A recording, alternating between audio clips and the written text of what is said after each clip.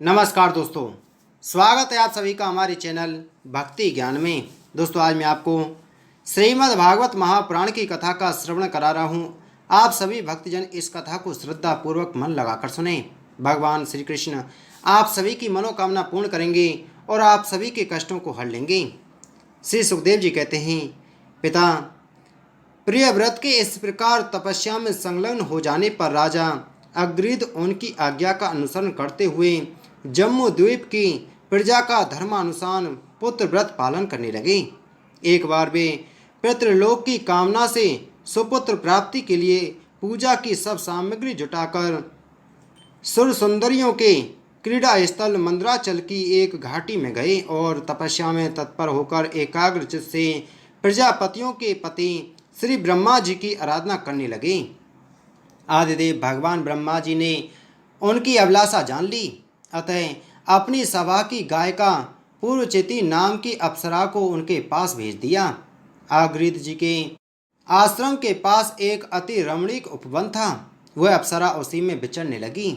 उस उपवन में तरह तरह के सघन तरुवरों की शाखाओं पर स्वर्ण लताएं फैली हुई थीं। उन पर बैठे हुए मयूर आदि कई प्रकार के स्थलचारी पक्षियों के जोड़े सुमधुर बोली बोल रहे थे। उसकी सडज आदि स्वर युक्त ध्वनि सुनकर सचेत हुए जल कुंकुट, कारंडव एवं कलहंस आदि जल पक्षी भांति भांति से गूंजने लगते थे। इससे वहाँ के कमल वन से सुशोभित निर्मल सरोवर गूंजने लगते थे। पूर्वचिति की विलासपूर्ण कुललित गतिविधि और पाद विन्यास की शैली से पद पद पर उसके चरण नुपुरों की झनकार हो उठती थी। उसकी मनोहर ध्वनि सुनकर राजकुमार अग्रीद ने सामग्रियों द्वारा मूंदे हुए अपने कमल कली के समान सुंदर नेत्रों को कुछ कुछ खोलकर देखा तो पास ही उन्हें वह अप्सरा दिखाई दी। वह भ्रमरी के समान एक एक फूल के पास जाकर उसे सूंघती थी तथा देवता और मनुष्यों के मन और नयनों को आदाहित करने वाली अपनी विलासपूर्ण गति, क्रीड़ा, चापल्य, लज्जा एवं विनय युक्त चितवन, सुमधुर वाणी तथा मनोहर अंगावयों से पुरुषों के हृदय में कामदेव के प्रवेश के लिए द्वार सा बना देती थी। जब वह हंस हंसकर बोलने लगती तब ऐसा प्रतीत होता मानो उसके मुख से अमृत में मादक मधुर झर रहा है। उसके निश्वासों के गंध से मंदार होकर भौरे उसके मुख कमल को घेर लेते। तब वह उनसे बचने के लिए जल्दी जल्दी पैर उठाकर चलती तो उसके कुछ कलश, बेड़ी और करधनी हिलने से बड़े ही सुहावने लगते। यह सब देखने में भगवान कामदेव को अग्रीद के हृदय में प्रवेश करने का अवसर मिल गया और वे उनके अधीन होकर उसे प्रसन्न करने के लिए पागल की भांति इस प्रकार कहने लगे, मुनिवर्य, तुम कौन हो? इस पर्वत पर तुम क्या करना चाहते हो? तुम परम पुरुष श्री नारायण की कोई माया तो नहीं हो? बहुओं की ओर संकेत करके सके तुमने ये बिना डोरी के दो धनुष क्यों धारण कर रखे हैं?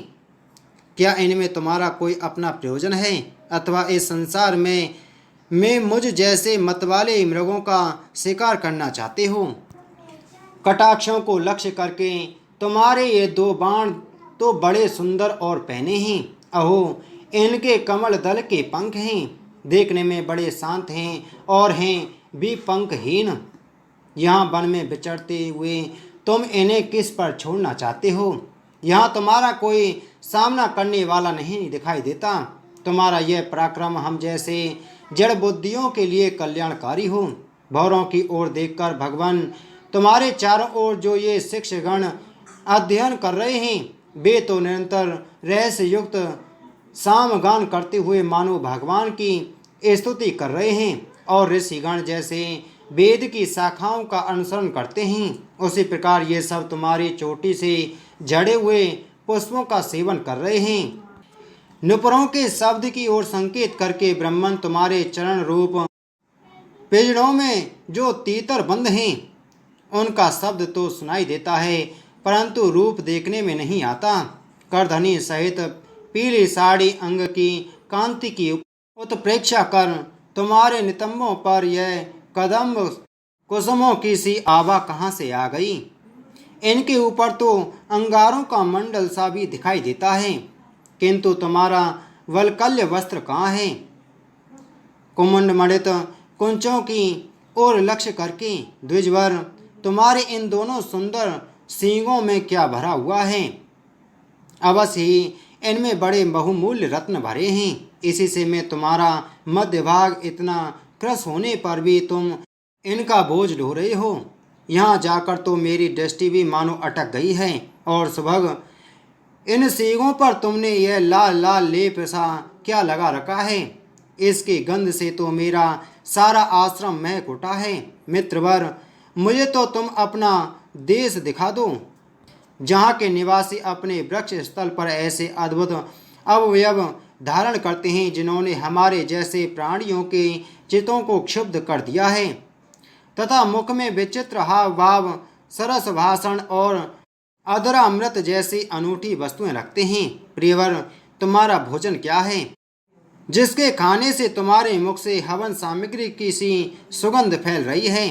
मालूम होता है तुम कोई विष्णु भगवान की कला ही हो, इसलिए तुम्हारे कानों में कभी पलक न मारने वाले मकर के आकार के दो कुंडल हैं। तुम्हारा मुख एक सुंदर सरोवर के समान है, उसमें तुम्हारे चंचल नेत्र भय से कांपती हुई दो मछलियों के समान, दंत पंक्ति हंसों के समान और घुंघराली अलकावली भौरों के समान शोभायमान है। तुम जब अपने कर कमलों से थपकी मारकर जब गेंद को उछालते हो, तब यह दिशा विदिशाओं में जाती हुई मेरे नेत्रों को तो चंचल कर ही देती है, साथ साथ मेरे मन में भी खलबली पैदा कर देती है। तुम्हारा बांका जटा जूट खुल गया है, तुम इसे संभालते नहीं। अरे यह धूर्त वायु कैसा दुष्ट है, जो बार बार तुम्हारे नीवी वस्त्र को उड़ा देता है। तपोधन, तपस्वियों के तप को भ्रष्ट करने वाला यह अनूप रूप तुमने किस तप के प्रभाव से पाया है। मित्र, आओ कुछ दिन मेरे साथ रहकर तपस्या करो, अथवा कहीं विश्व विस्तार की इच्छा से ब्रह्मा जी ने ही तो मुझ पर कृपा नहीं की है। सचमुच तुम ब्रह्मा जी की ही प्यारी देन हो। अब मैं तुम्हें नहीं छोड़ सकता। तुम में तो मेरे मन और नयन ऐसे उलझ गए हैं कि अनंत जाना ही नहीं चाहते। सुंदर सिंहों वाली, तुम्हारा जहाँ मन हो मुझे भी वहाँ ले चलो। मैं तो तुम्हारा अनुचर हूँ, और तुम्हारी ये मंगलमय सखियाँ भी हमारे ही साथ रहें। श्री सुखदेव जी कहते हैं, राजन, अग्रिद देवताओं के समान बुद्धिमान और स्त्रियों को प्रसन्न करने में बड़े कुशल थे। उन्होंने इसी प्रकार की रचित चतुर्मयी मीठी मीठी बातों से उस अप्सरा को प्रसन्न कर लिया। वीर समाज में अग्रगण्य अग्रीद की बुद्धिशील तप अवस्था लक्ष्मी और उदारता से आकर्षित होकर वह उन जम्मू दीपाधिपति के साथ कई हजार वर्षों तक पृथ्वी और स्वर्ग के भोग भोगती रही। तदंतर नृपवर अग्रीद ने उसके गर्भ से नाभि, किम पुरुष, हरिवर्ष, इलाव्रत, रम्यक, हिरण्यमय, कुरु, भद्राश्व और केतुमाल नाम के 9 पुत्र उत्पन्न किए। इस प्रकार 9 वर्ष में प्रतिवर्ष एक के क्रम से 9 पुत्र उत्पन्न कर पूर्वचिति उन्हें राजभवन में ही छोड़कर फिर ब्रह्मा जी की सेवा में उपस्थित हो गई। ये अग्रीद के पुत्र माता के अनुग्रह से स्वभाव से ही सुडोल और सबल शरीर वाले थे। अग्रीद ने जम्मू द्वीप के विभाग करके उन्हीं के समान नाम वाले 9 वर्ष भूखंड बनाए और उन्हें एक एक पुत्रों को सौंप दिया। तब वे सब अपने अपने वर्ष का राज भोगने लगे। महाराज अग्रीद दिन दिन भोगों को भोगते रहने पर भी उनसे अतृप्त ही रहे। वे उस अप्सरा को ही परम पुरुषार्थ समझते थे, इसलिए उन्होंने वैदिक कर्मों के द्वारा उसी लोक को प्राप्त किया जहाँ पितृगण अपने सुकृतों के अनुसार तरह तरह के भोगों में मस्त रहते हैं। पिता के परलोक सिधारने पर नाभि आदि 9 भाइयों ने मेरु की मेरु देवी, प्रतिरूपा, उग्रदृष्टि, लता, रम्या, श्यामा, नारी, भद्रा और देववीति नाम की 9 कन्याओं से विवाह किया। बोलो श्रीमद्भागवत महापुराण की जय। बोलो श्री कृष्णचंद्र महाराज की जय।